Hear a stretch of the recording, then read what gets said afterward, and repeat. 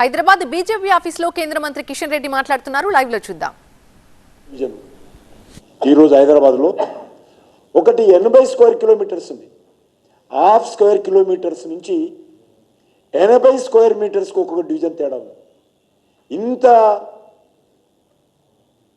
సంబంధం లేకుండా divisions 300 divisions ఏర్పాటు చేసి దాన్ని మరి ఈరోజు విభజించడం జరిగింది.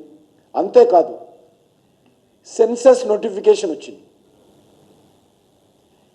సెన్సస్ అందించినటువంటి నోటిఫికేషన్ వచ్చిన తర్వాత రెవెన్యూ గ్రామాలు కానీ వార్డులు విభజన చేయకూడదని దేశమంతా కూడా రాజ్యాంగం ప్రకారం కాన్స్టిట్యూషన్ ప్రకారం నోటిఫికేషన్ ఇచ్చింది. ఇచ్చిన తర్వాత ఈరోజు గజ్వేల్, నల్గొండ, హైదరాబాద్ 3 కార్పొరేషన్స్ విభజించడం జరిగింది. ఇది పూర్తిగా చట్ట వ్యతిరేకం. ఈ నిర్ణయం ఏదైతున్నదో సెన్సస్ అనేది రాజ్యాంగబద్ధంగా జరిగేటువంటి ప్రక్రియ. ఆ ప్రక్రియకు సంబంధించిన నోటిఫికేషన్ ఇచ్చి వాళ్ళు యూనిట్స్ ఏర్పాటు చేస్తారు. ఆ యూనిట్స్ ఏర్పాటు చేసిన తర్వాత ఎక్కడ కూడా రెవెన్యూ గ్రామాలు కానీ ఎక్కడ కూడా వార్డుల యొక్క పరిధి బార్డర్ కానీ మార్చడానికి వీలేదు. కానీ నిస్సిగ్గుగా దేశంలో ఎక్కడ కూడా జరగలే. ఒక తెలంగాణలోనే ఈరోజు నేను కనుక్కున్నాను దేశంలో ఎక్కడైనా జరిగిందని. ఎక్కడ కూడా జరగడం లేదు. ఒక గ్రామ పంచాయతీ పరిధి పెంచలేదు, ఎక్కడ కొత్తగా ఒక రెవెన్యూ గ్రామ పంచాయతీ మార్చలేదు, ఒక జిల్లా పరిధి మార్చలేదు. ఎక్కడ కూడా తెలంగాణలో నిస్సిగ్గుగా ఈ ప్రభుత్వము హైదరాబాద్ జిహెచ్ఎంసి, కొత్తగా వచ్చినటువంటి సైబరాబాదు, కొత్తగా వచ్చినటువంటి మల్కాజిగిరి, అదేవిధంగా గజ్వేలు, నల్గొండ, ఇక్కడ ఈ యొక్క మున్సిపాలిటీలో అనేకమైనటువంటి కొత్త గ్రామాలను వార్డులను మార్పులు చేర్పులు చేయడం జరిగింది. దీనిపైన ప్రభుత్వం ఏమాత్రం ఈ యొక్క ఫ్రీ చేయడం జరిగింది.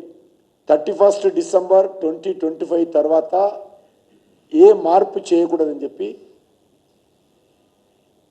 సెన్సస్ సంబంధించినటువంటి డైరెక్టర్ జనరల్, ఆ సంస్థ రాజ్యాంగబద్ధమైనటువంటి సంస్థ, అది హోమ్ మినిస్టర్ ఉన్నప్పుడు కూడా విశేషమైనటువంటి అధికారులు ఉన్నటువంటి సంస్థ అది. ఆ సంస్థ నోటిఫికేషన్ ఇచ్చింది.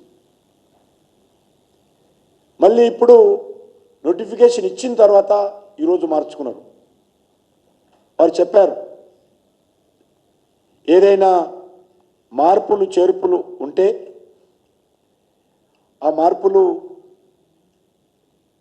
మే 2027 దాకా మార్చడానికి వీలేదు. మళ్ళీ ఇప్పుడు ఏ రకంగా మార్చారో అర్థం కావడం లేదు. అంతేకాదు ఈరోజు మనం చూసాం మున్సిపాలిటీస్ కూడా కొన్ని ఓఆర్ఆర్ బయట ఉన్నాయి గ్రామాలు కార్పొరేషన్లో, కొన్ని ఓఆర్ఆర్ లోపల ఉన్నటువంటి వాడిని ఎక్స్క్లూడ్ చేశారు. ఓఆర్ఆర్ బార్డర్ చేసుకొని తీసుకుంటున్నాం అని చెప్పినటువంటి ప్రభుత్వము ఓఆర్ఆర్ బయట కూడా కొన్ని ప్రాంతాలను ఈ కార్పొరేషన్లో కలిపారు. ఓఆర్ఆర్ లోపల ఉన్నటువంటి కొన్ని ప్రాంతాలను కూడా ఎక్స్క్లూడ్ చేయడం జరిగింది. నేను అర్థం చేసుకోగలుగుతా. ఎయిర్పోర్ట్ తీసేశారు కార్పొరేషన్ నుంచి, బిహెచ్ఎల్ తీశారు, అదేవిధంగా ఇక్రిసాట్, ఈ మూడు ఆర్గనైజేషన్స్ని పక్కన పెట్టారు. జిహెచ్ఎంసీ పరిధిలోకి తీసుకురాలేదు.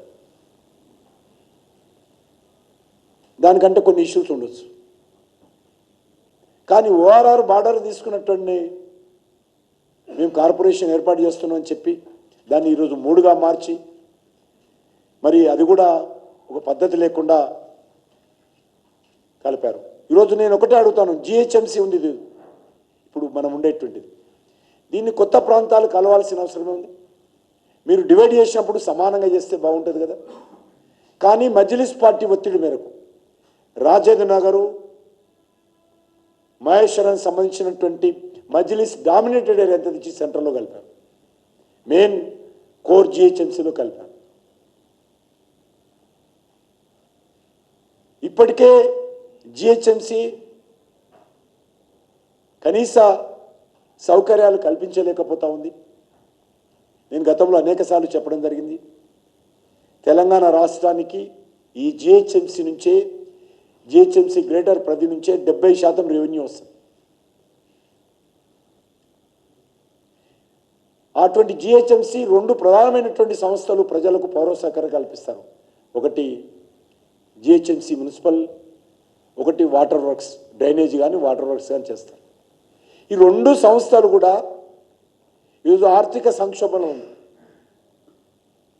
ప్రభుత్వము జిహెచ్ఎంసి మీద పెత్తనం చేయడము, జిహెచ్ఎంసి ఏరియాలో ఆర్ఆర్ ట్యాక్స్ వసూలు చేయడము, జిహెచ్ఎంసి పరిధిలో పర్మిషన్స్ కావాలన్నా, కట్టిన తర్వాత ఇన్వోయిస్లు కావాలన్నా,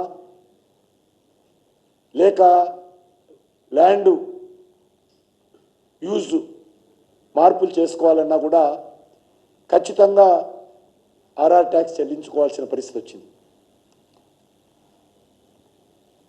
బెంగళూరులో 12% ఉంటే ఇక్కడ ఒక్కొక్క దగ్గర 30% కూడా అవుతుంది ట్యాక్స్. ఎందుకంటే బెంగళూరు ఆదర్శంగా తీసుకున్నారు వీళ్ళు. అక్కడ 12% ఉంది, ఫిక్స్డ్ రేట్ ఉన్నది. ఇక్కడ 12 నుంచి 30% దాకా వేరియేషన్ చేస్తుంటుంది ట్యాక్స్. ఆ రకంగా వేరియేషన్ చేస్తూ వ్యక్తులను బట్టి, మనుషులను బట్టి, ల్యాండ్ను బట్టి ట్యాక్స్ పెరుగుతుంది దగ్గర. కాంగ్రెస్ పార్టీ ఓటేసిన పాపానికి మనం భరించాలి, తప్పదు. ఇంకా 2 సంవత్సరాలు 2.5 సంవత్సరాలు భరించాలి మనం. ఈ ట్యాక్స్ కడితేనే ఉండాలి మనం. కానీ ఒకటే కోరుతా ఉన్నాను, ఏ విషయంలో కూడా జిహెచ్ఎంసి ఈరోజు కనీసం మీకు అందరూ తెలుసు, మీ ఏరియాలో కూడా ఒకసారి చూడండి, ఒకసారి కూడా మీరు ఉండేటువంటి బస్తీలో కానీ, స్లమ్స్లో కానీ, లేకపోతే కాలనీలో కానీ స్ట్రీట్ లైట్స్ వెలగవు. 70% వీధి లైట్లు వెలగడం కారణం ఏంటంటే బడ్జెట్ లేదు. బల్బులు కొనడానికి, వీధి లైట్లు కొనడానికి జిహెచ్ఎంసి దగ్గర డబ్బు లేదు. ఆ పరిస్థితి ఉన్నది.